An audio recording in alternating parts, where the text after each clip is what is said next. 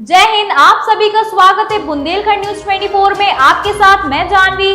चलिए बढ़ते हैं महोबा की कुछ खास खबरों की ओर। मामला महोबा जिला मुख्यालय के भट्टीपुरे मोहल्ले का है, जहां के रहने वाले राम प्रसाद पूरी तरह से दिव्यांग हैं। राम प्रसाद के पिता मुन्ना लाल कोरोना संक्रमण की दूसरी लहर के पहले तक मेहनत मजदूरी करके परिवार का भरण पोषण करते थे। मुन्ना लाल के परिवार में पत्नी फूला देवी, बेटी शांति, हेमा, ज्ञानवती और बेटा राम प्रसाद। मुन्ना लाल की एक बेटी कमला जो विकलांग थी, उसकी पहले ही मौत हो चुकी थी, जबकि 3 बेटियों शांति, हेमा, ज्ञानवती की शादी हो चुकी थी। ज्ञानवती को पति द्वारा बीते 15 साल पूर्व छोड़ दिया था। ज्ञानवती तब से अपने 3 बच्चों के साथ किराए का मकान लेकर मुख्यालय में ही रहती थी। मजदूरी कर परिवार का भरण पोषण करती है, जबकि पूरी तरह से विकलांग राम प्रसाद और उषा माता पिता के साथ रहते हैं।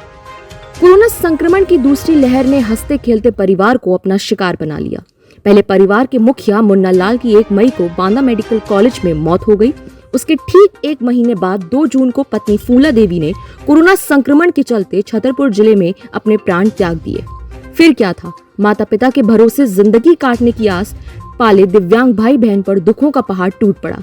चलने फिरने में पूरी तरह असक्षम भाई राम प्रसाद और बहन उषा ने सरकार से मदद की आस में जिला के राज्य जिलाधिकारी की चौखट में मदद की गुहार लगाई, लेकिन वहां भी सिर्फ दिखावा लेने के आश्वासन के अलावा कुछ नहीं मिला। सरकार द्वारा 3 माह के निःशुल्क राशन की हकीकत भी खुलकर सामने आ गई, जब दिव्यांग भाई बहन को सरकारी राशन विक्रेता ने निःशुल्क राशन देने से ही मना कर दिया।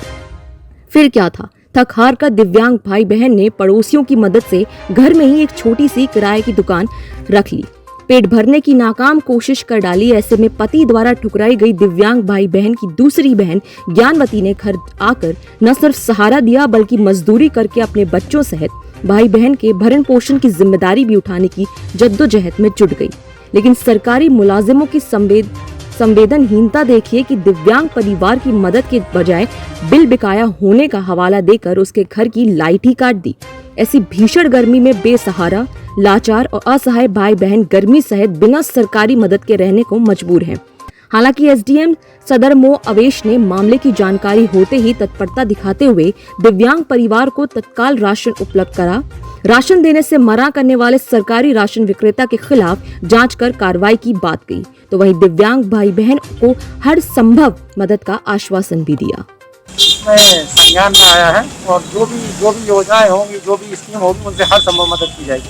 सर, उन्होंने जिस तरीके से आरोप लगाया कि कोटेदार ने उन्हें राशन नहीं दिया, मना कर दिया थंब लगाने को उनके, जबकि थंब काम नहीं करते, तो उनके लिए क्या कार्रवाई? इसमें दिखवा लिया जाएगा। सप्लाई इंस्पेक्टर को बता दिया गया है, अगर कोटेदार ने गलत किया है तो उसके विरुद्ध कार्रवाई। Thank you. कुछ नहीं, पिताजी की तबीयत खराब हुई तो अस्पताल में भर्ती करवा दिया। तो 2 दिन बाद उन्होंने कह दिया कोरोना है, तो बस 2-3 दिन बाद वो अस्पताल में भर्ती रहे। इधर से रेफर कर दिया, मतलब बांदा। तो बांदा में भी उनकी मृत्यु हो गई 1 तारीख को।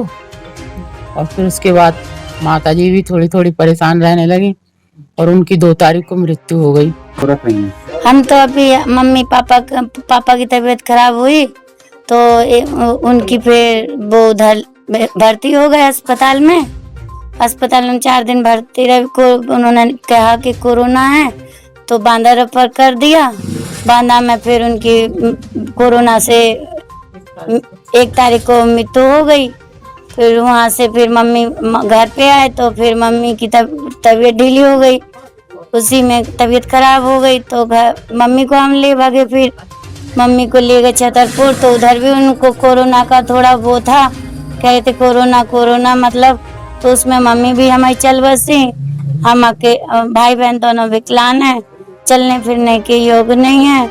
हमें खबर मिली कि मम्मी की तबीयत ढीली है, तो मम्मी की तबीयत खराब है, तो हम आ गए। अब भाई बहनों की देखभाल हम ही कर रहे हैं।